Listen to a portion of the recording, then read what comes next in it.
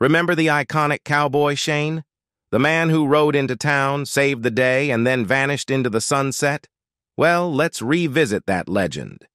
But this isn't your typical nostalgia trip. We're diving deep into the lives of the cast, fast forward to the present day. Prepare to be shocked.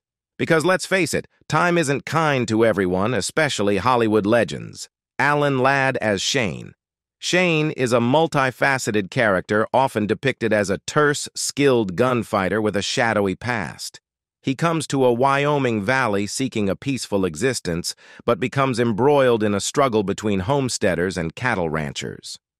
Despite his formidable skills, Shane is depicted as a hesitant hero who prioritizes peace and honor.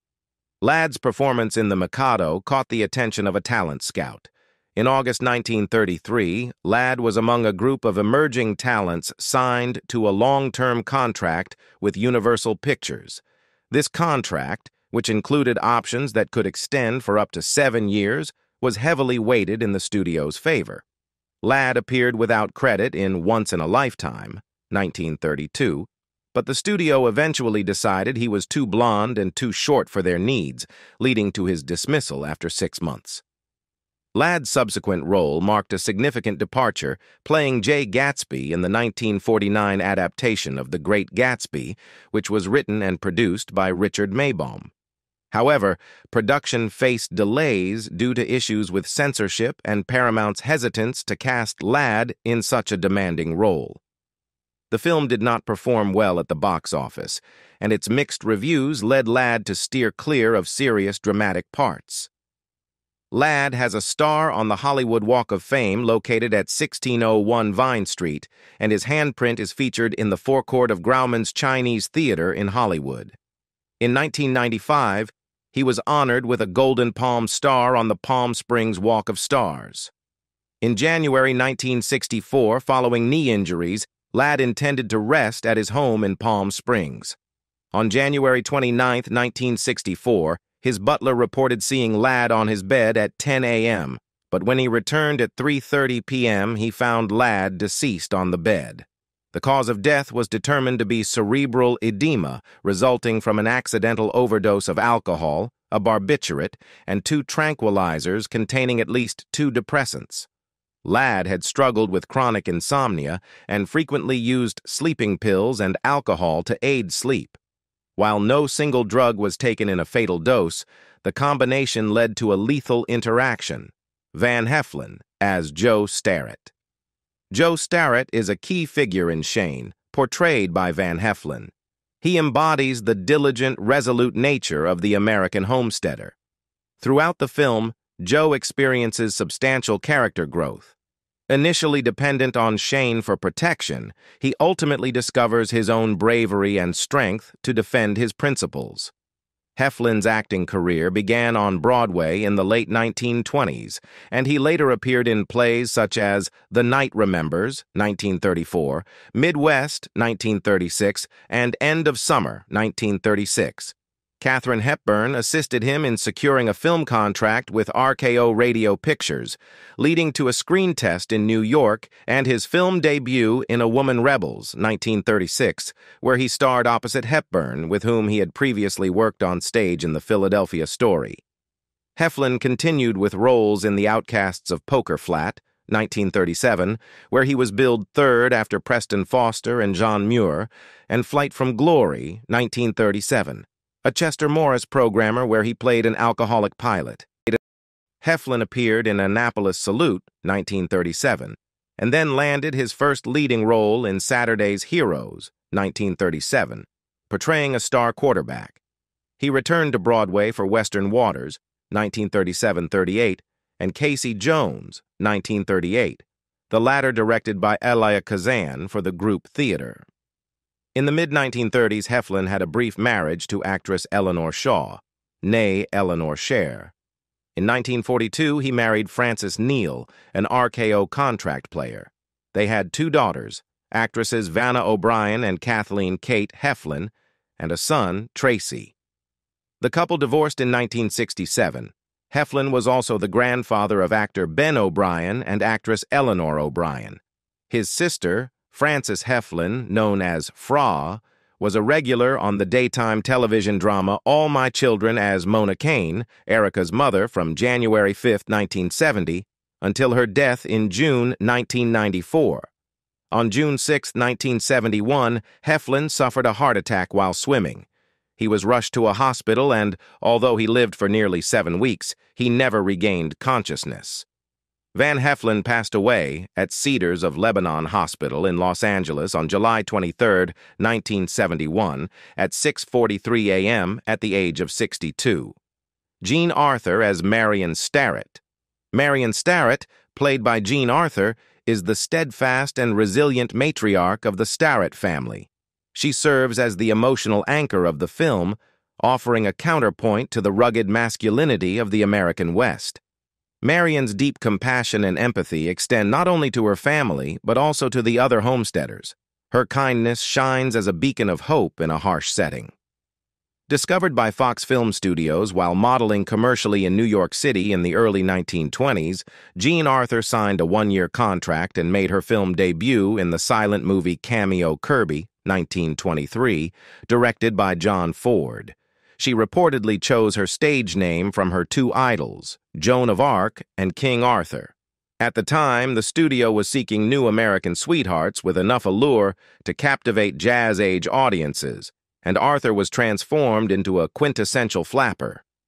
After performing in First Monday in October in Cleveland, Ohio, in 1975, she retired from acting, retreating to Driftwood Cottage, her seaside home on Carmel Point near Carmel by the Sea, California. Although she initially resisted interviews, her reluctance eventually faded under the influence of a book author about Capra. Arthur famously declared that she would rather have her throat slit than give an interview.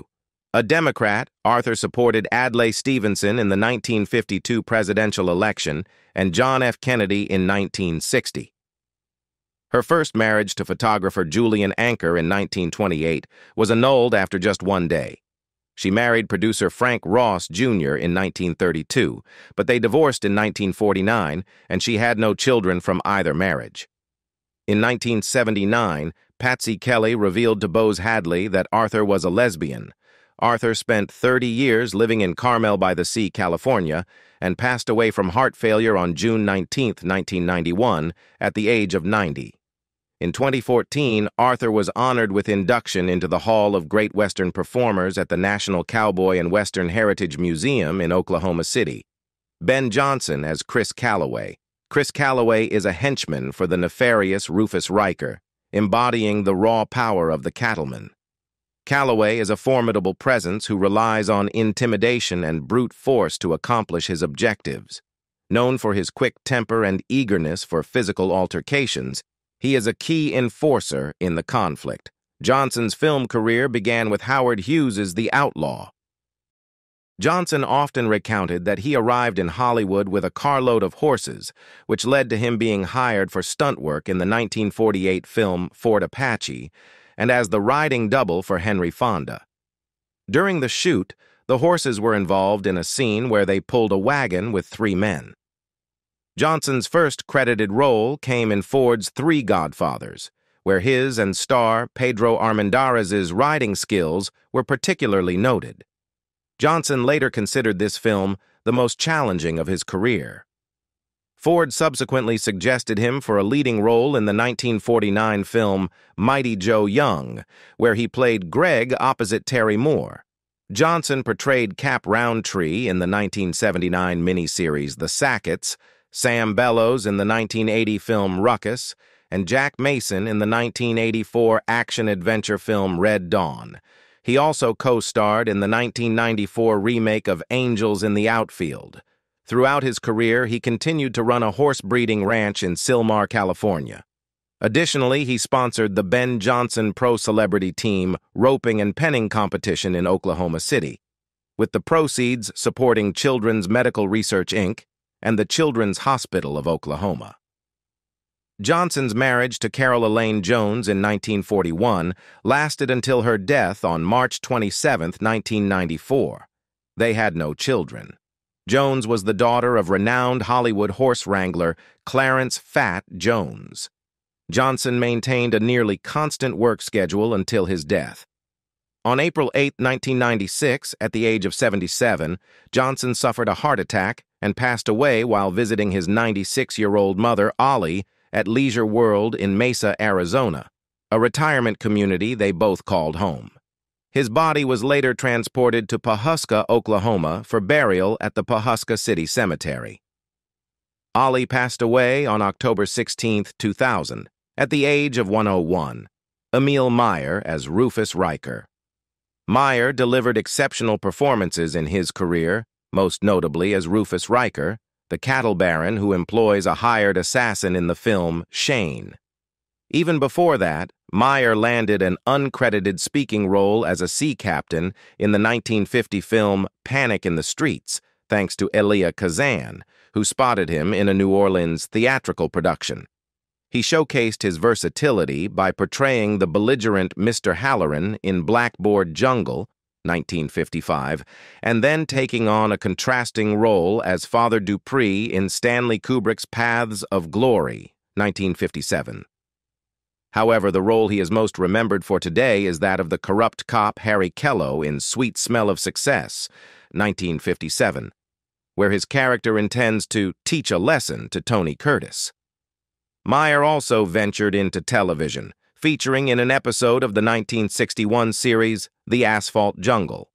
He made several notable appearances, including a guest spot on John Payne's The Restless Gun and as a stubborn juror against James Garner in the 1957 Maverick episode Rope of Cards.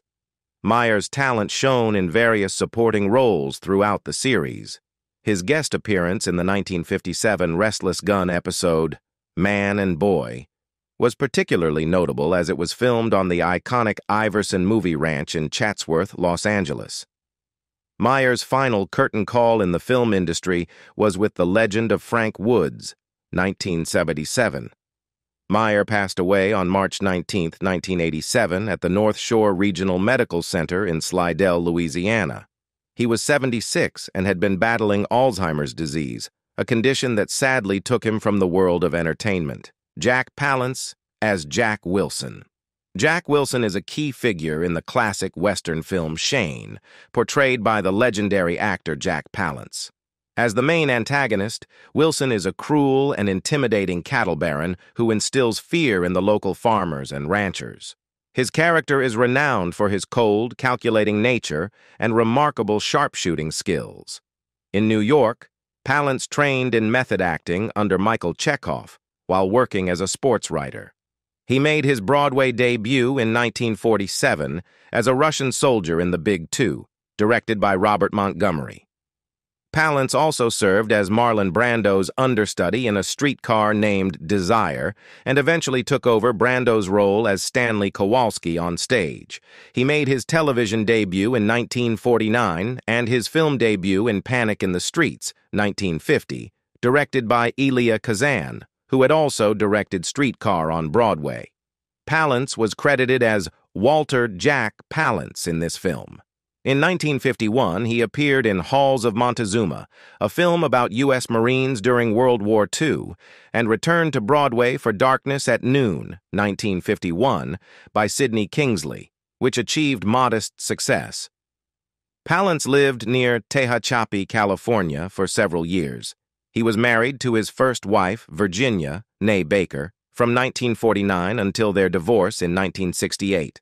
They had 3 children, including retired actress Holly Palance. On New Year's Day in 2003, Virginia was tragically struck and killed by a car in Los Angeles. In May 1987, Palance married his second wife, Elaine Rogers. His death certificate indicated his marital status as divorced. Palance maintained a strong connection to his Pennsylvania roots and visited there whenever possible. Shortly before his death, he sold his farm in Butler Township and put his art collection up for auction. Novelist Chuck Palahniuk, known for Fight Club and other works, revealed in a 2007 interview that he was a distant nephew of Palance. Jack Palance passed away on November 10, 2006, at his daughter Holly's residence in Montecito, California. Elisha Cook, Jr. as Stonewall Tory. Stonewall Tory is a supporting character in the classic Western film Shane, played by the character actor Elisha Cook Jr. Tory is a hot-tempered and easily agitated homesteader whose actions act as a key trigger for the conflict that heightens the tension between the homesteaders and the cattle ranchers. In 1930, Cook moved to California, where he made his film debut in Hollywood's adaptation of the play Her Unborn Child, directed by Albert Ray and produced by Windsor Picture Plays, Inc. At 20th Century Fox, Cook made a notable impact as a bespectacled college freshman with radical views in the musical comedy Pigskin Parade, 1936, and Life Begins in College, 1937. Cook appeared in a diverse range of American television series from the early 1950s through the late 1980s. He was featured in an episode of Adventures of Superman titled Semi-Private Eye, which first aired on January 16, 1954. That year, on April 12th, he also guest-starred on NBC's The Dennis Day Show. In 1960, he appeared in the episode The Hermit of the ABC sitcom The Real McCoys, alongside Walter Brennan.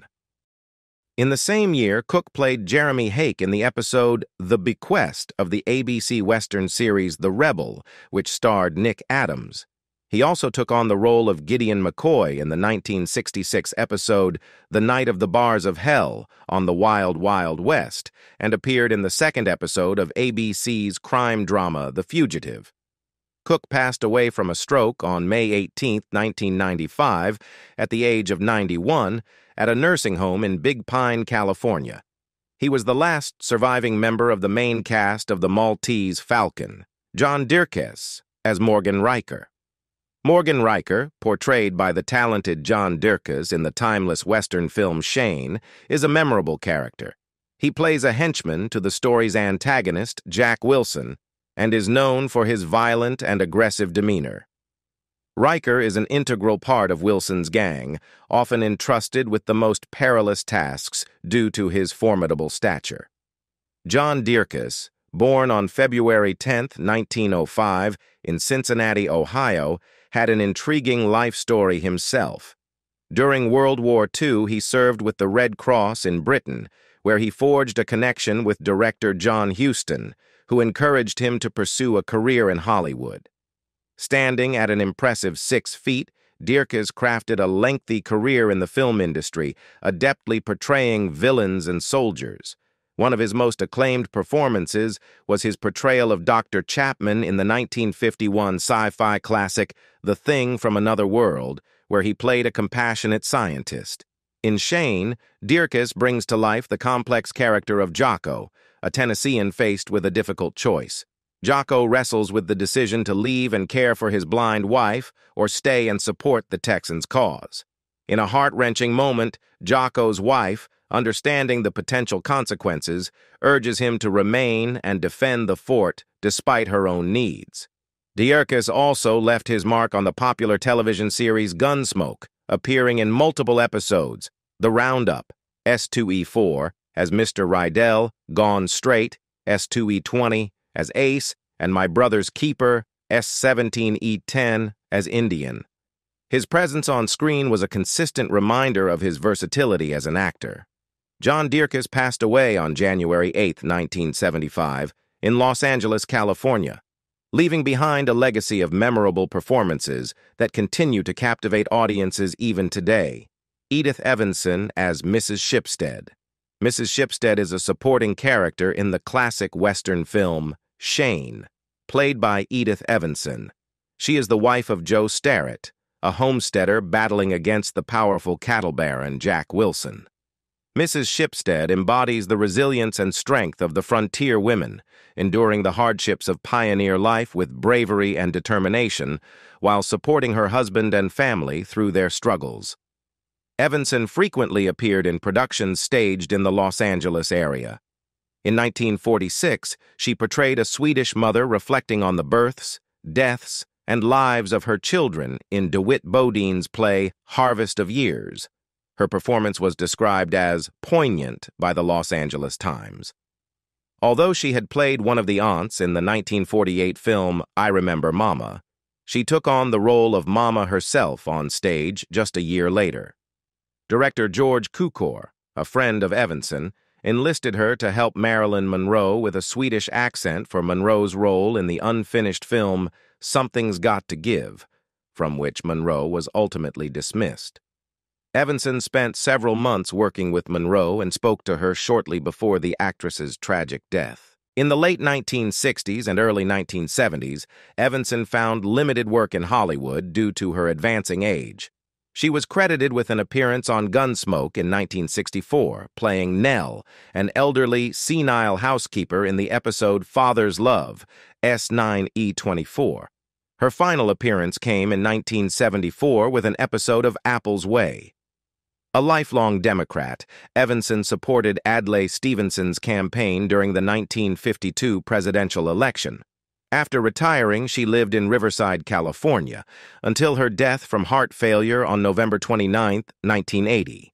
Her ashes were scattered in the Pacific Ocean. Edgar Buchanan as Fred Lewis. Edgar Buchanan portrayed Fred Lewis in the film. Born in Humansville, Missouri on March 20, 1903, he was the son of Dr. and Mrs. William Edgar Buchanan. At the age of 7, he and his family moved to Oregon. In 1928, he graduated from North Pacific College School of Dentistry, now known as the Oregon Health and Science University School of Dentistry, with a DDS degree. That same year, he married a classmate from dental school, and they had a son named Buck. In 1939, the family relocated from Eugene, Oregon, to Altadena, California, where they established their dental practice. Buchanan transitioned from dentistry to acting, making his film debut in 1939 at age 36, and subsequently handed over his dental practice to his wife. He was a member of the Chi Fraternity and a Freemason. Buchanan is best known for his role as Uncle Joe Carson on Petticoat Junction, where he appeared in all 222 episodes, making him the only actor from the show to do so. He also featured in 17 episodes of Green Acres and 3 episodes of the Beverly Hillbillies. After the death of Bea Benaderet, who played Kate Bradley, Buchanan took over as the owner of the Shady Rest Hotel on Petticoat Junction. He had been a prominent figure on the show since its beginning. In the 1966 episode The All-Night Party and the 1969 episode Kathy Joe's First Birthday Party, he appeared alongside his real-life son, Buck. He also appeared with another Petticoat Junction star in the 1974 film Benji, where Higgins the dog played the title character. Buchanan passed away from a stroke complicated by pneumonia in Palm Desert, California in 1979. Ellen Corby as Mrs. Liz Torrey. Ellen Corby played Mrs. Liz Torrey in the film. Despite having small roles in over 30 films during the 1930s and 1940s, including Babes in Toyland, 1934, and It's a Wonderful Life, 1946, her first credited role was in RKO's Cornered, 1945, as a maid. She also had an uncredited brief speaking part as a kitchen cook in The Locket, 1946. Corby appeared in the Western Twilight on the Trail, 1941, and earned an Academy Award nomination and a Golden Globe for Best Supporting Actress for her portrayal of a lovelorn aunt in I Remember Mama, 1948. Throughout her career in film and television, she often played maids, secretaries, waitresses, or gossips, frequently appearing in westerns, and had a recurring role as Henrietta Porter, a newspaper publisher in Trackdown. Ellen Hansen married Francis Corby, a film director and cinematographer who was 20 years her senior, in 1934. But they divorced in 1944 without having any children. In 1954, she met Stella Lucetta, who became her partner for the remainder of Corby's life. In 1969, Corby trained with Maharishi Mahesh Yogi in Rishikesh, India, to become a teacher of transcendental meditation, having practiced the technique for several years. In November 1976, Corby suffered a stroke, but managed to recover and return to her role on The Waltons in March 1978. According to Michael Learned, who played Olivia Walton, Will Geer may have played a crucial role in saving her life. When Corby did not report for work, Gere, suspecting something was wrong given Corby's professional punctuality, went to her home with the show's producers and discovered she had suffered a stroke. Corby's final appearance was in A Walton Easter, 1997. After years of declining health, she passed away at the age of 87 at the Motion Picture and Television Country House and Hospital in Woodland Hills, Los Angeles, in 1999. Nancy Kulp as Mrs. Howells. Although not a central character in the storyline, she helped shape the ambiance of the homesteading community and the escalating conflict between homesteaders and cattle ranchers. In 1951, shortly after marrying Charles Malcolm Dacus, she moved to Hollywood, California, to work in MGM's publicity department. At MGM, director George Cukor persuaded her to pursue acting, leading her to begin her film career in the same year she started at MGM. Her debut role was as a character actress in The Model and The Marriage Broker. In 1955, she joined The Bob Cummings Show, also known as Love That Bob, where she played Pamela Livingstone, a neighborhood bird watcher in a pith helmet. She also appeared as a waitress in the episode Johnny Bravo of the ABC Warner Brothers series Cheyenne, starring Clint Walker. Additionally, she portrayed Anastasia in 3 episodes of the NBC sitcom It's a Great Life in 1955 and 1956. In 1958, she featured in Orson Welles' obscure pilot episode The Fountain of Youth for the television series Colgate Theater.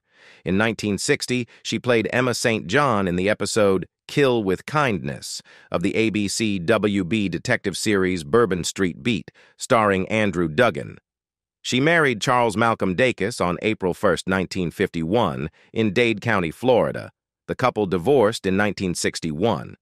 After retiring from acting and teaching, she moved to a farm in Connecticut and later to Palm Springs, California. There, she became active in various charitable organizations, including the Humane Society of the Desert, the Desert Theater League, and United Cerebral Palsy. A cigarette smoker, she was diagnosed with cancer in 1990 and underwent chemotherapy. By 1991, the cancer had metastasized, and she passed away on February 3, 1991, at the age of 69 in Palm Desert, California. Leonard Strong as Ernie Wright. Ernie Wright is a homesteader embodying the hardships faced by farmers in their struggle against the dominant cattle ranchers. His role in the film is crucial as he is among the first to suffer a major loss when his wheat field is destroyed. This incident becomes a turning point, heightening the tension between the homesteaders and ranchers, and eventually drawing Shane into the fray. Strong gained pop culture recognition for his portrayal of the Claw on the television show Get Smart. In this role, Agent Maxwell Smart, played by Don Adams, struggles to understand Strong's declaration of his villainous alias, the Claw, leading to humorous confusion as Smart mistakenly calls him the Craw, much to the villain's annoyance. Additionally, Strong is remembered for his eerie and largely silent role as the title character in the original Twilight Zone episode The Hitchhiker, frequently cited as one of the series' top episodes. His brief appearances, hitchhiking with his thumb extended and saying, "I believe you're going my way," are featured in the introductory scenes of the 30 DVDs in the CBS 5-season collection, The Twilight Zone, the Definitive Edition. Strong passed away in Glendale, California in 1980 at the age of 71. Brandon DeWilde as Joey Starrett. Joey is integral to the narrative. His fascination with the enigmatic vagabond Shane and his curiosity about the world shapes the film's exploration of innocence, maturation, and the challenges of frontier existence. DeWilde, a prodigious talent, made his Broadway entrance at 7 in The Wedding Guest, earning rave reviews and the prestigious Donaldson Award. His performance even caught the attention of John Gielgud. DeWilde also appeared in Fred Zinnemann's screen adaptation in 1952. The actor's early performances were marked by a soft, Southern-inflected delivery, and he narrated classical pieces like Sergei Prokofiev's Peter and the Wolf and Benjamin Britten's The Young Person's Guide to the Orchestra. He added a recording of Huckleberry Finn to his repertoire, featured on The Stories of Mark Twain, alongside his Goodbye My Lady co-star Brennan. Music beckoned to DeWild as well. He teamed up with Graham Parsons, later of the Byrds, and founder of the influential country rock outfit, the Flying Burrito Brothers, and his band, the International Submarine Band, for a recording session. According to ISB guitarist John News, DeWild's harmonies with Parsons were unparalleled, second only to Emmylou Harris. Bassist Ian Dunlop observed, "The prospect of a record deal held great appeal for Brandon." Parsons and Harris later penned a song, In My Hour of Darkness, whose opening lyrics mourn DeWild's tragic car accident. DeWild's personal life included 2 marriages and a son. He wedded writer Susan M. Maugh in 1963, and they had a son, Jesse, before divorcing in 1969. In April 1972, he married Janice Garrow, only 3 months before his untimely demise. DeWild's life was cut short on July 6, 1972, in Colorado, where he was performing in Butterflies Are Free at the Elitch Theater. He perished in a solitary car collision in Lakewood, a Denver suburb. Unrestrained by a seatbelt, he lost control of his camper van, veering off the road and colliding with a guardrail and a stationary truck. The van overturned, trapping him inside. He succumbed to his extensive injuries, including a broken back, neck, and leg, at St. Anthony Hospital at 7:20 p.m., aged just 30. These legendary actors, once synonymous with the rugged appeal of the Wild West, have inevitably fallen prey to the inexorable passage of time. Don't forget to show your support by liking, commenting, and subscribing for more astonishing celebrity transformations. Remember, even our beloved heroes are not immune to the aging process.